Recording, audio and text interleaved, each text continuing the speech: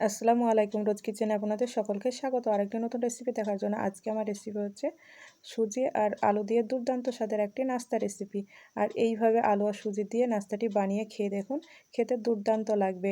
আপনারা বাচ্চাদের স্কুলের টিফিনেও এই নাস্তাটি বানিয়ে দিবেন, দেখবেন বাচ্চারাও খুবই পছন্দ করবে। আসুন তাহলে দেখে নিন কীভাবে আমি এই নাস্তাটি বানিয়ে নিই। আমি এখানটায় 1 কাপ সুজি নিয়েছি। 1 কাপ সুজির জন্য হাফ কাপ টক দই নিয়েছি। দইটাকে ভালো করে ফেটিয়ে নিয়ে দিয়ে দিলাম আর অল্প একটু লবণ দিয়ে দিলাম, মেখে নিচ্ছি।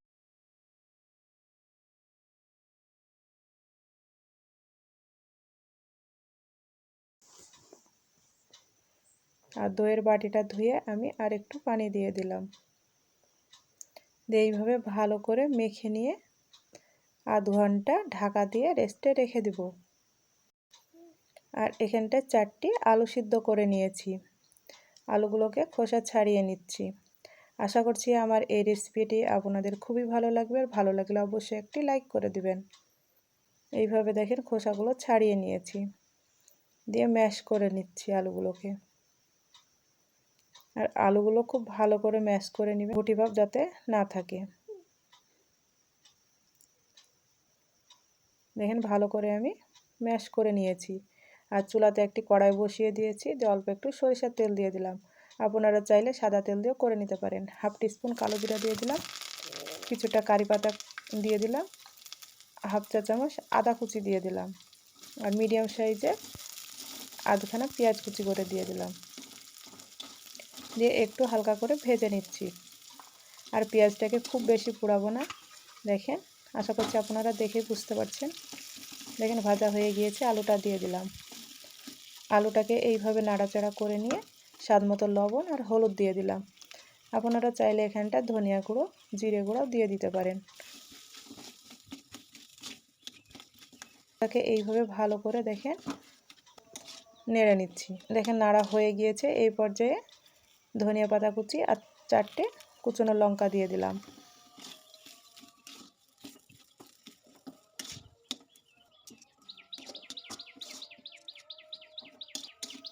নেড়ে চেড়ে আমি তুলে নিলাম। আর সুজিটাকে দেখেন আধ ঘন্টা পর কত সুন্দরভাবে ফুলে গিয়েছে আর এইরকম ঘনত্বের হয়েছে।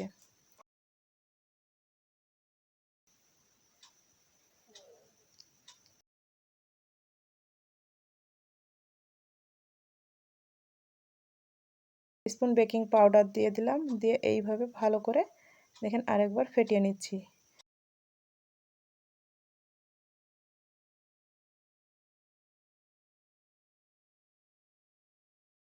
আর এইরকম আমি স্টিলে ছোট ছোট বাটি নিয়েছি, আর বাটিতে আমি তেল ব্রাশ করে নিয়েছি, দিয়ে অল্প অল্প করে প্রথমে ব্যাটার দিয়ে দিলাম। আর আলুর পুরটাকে এইভাবে হাত দিয়ে গোল করে চ্যাপ্টা করে নিয়ে মাঝখানে দিয়ে দিলাম। এইভাবে প্রত্যেকটাতেই আমি একটি করে বসিয়ে দিচ্ছি। আর এই নাস্তাগুলো তৈরি করাও যেমন সোজা, তেমন খেতেও কিন্তু দুর্দান্ত লাগে।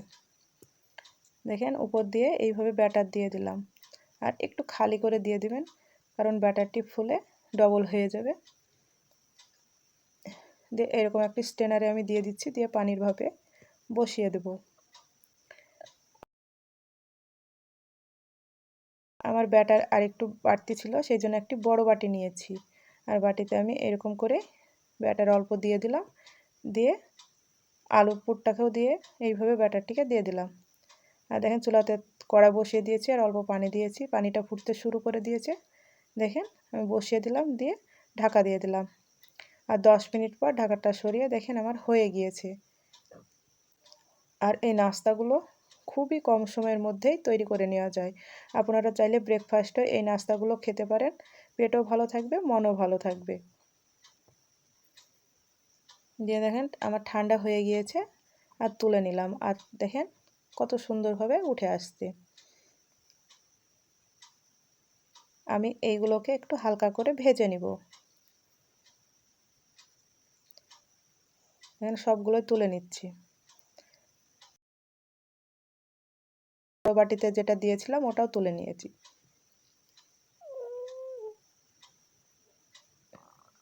চুলাতে তাওয়া বসিয়ে দিয়েছি, আর অল্প একটু সরিষার তেল দিয়ে দিলাম, কিছুটা কারি পাতা দিয়ে দিলাম, কারি পাতাটাকে একটু নাড়াচাড়া করে নিয়ে কিছুটা সরিষা দিয়ে দিলাম। দিয়ে একটু ভেজে নিয়ে দেখেন এক এক করে সুজির নাস্তাগুলোকে দিয়ে দিলাম।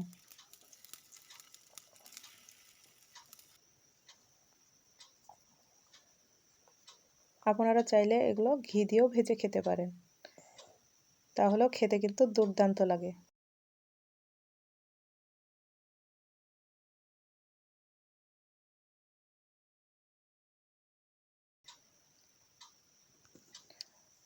আশা করছি আমার এই রেসিপিটি আপনাদের খুবই ভালো লেগেছে। আর ভালো লাগলে অবশ্যই একটি লাইক, কমেন্ট আর শেয়ার করে দিবেন।